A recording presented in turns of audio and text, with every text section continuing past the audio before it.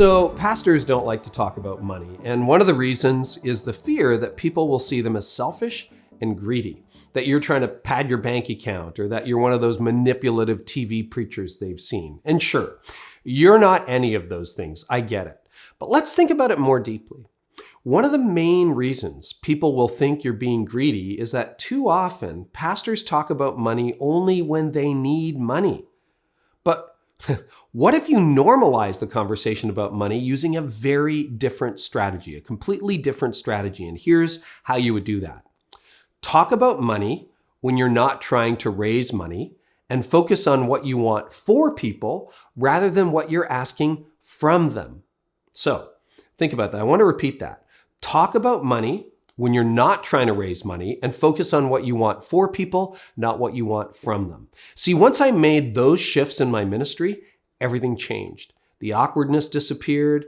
People actually started to look forward to talking about money. People started inviting their friends to a teaching series about money. So what does that mean? Simple.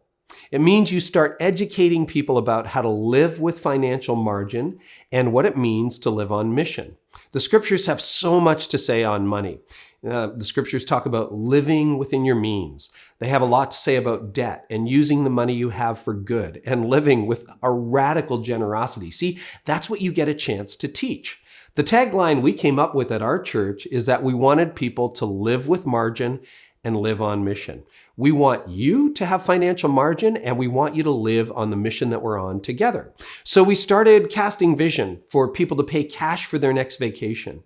We said, hey, we want you to save for your kids' education. We want you to save for retirement. We want you to create an emergency fund and live generously as well. We taught people how to drive a car, not a car payment, to buy a house, but buy less house than they qualified for so they'd have margin in case interest rates went up or someone lost their job. We helped them with budgeting. We got into the weeds with them. We taught them about how to talk about money so it wouldn't end up in a fight. In other words, we started helping our congregation and anyone who would listen win with their money. At our church, we developed something that we called the Thrive Initiative, helping people to live with margin so they could live on mission. We launched an off-Sunday program called the Financial Learning Experience, and that helped people develop a budget, pay cash for things, save for the future, pay down their debt, and develop margin in their budget. And of course, yes, we taught tithing. You can run a program like that, or you could opt into Financial Peace University. There's a lot of programs out like that, but the bottom line is, nobody else in the culture is going to teach them how to handle money responsibly. That is your opportunity.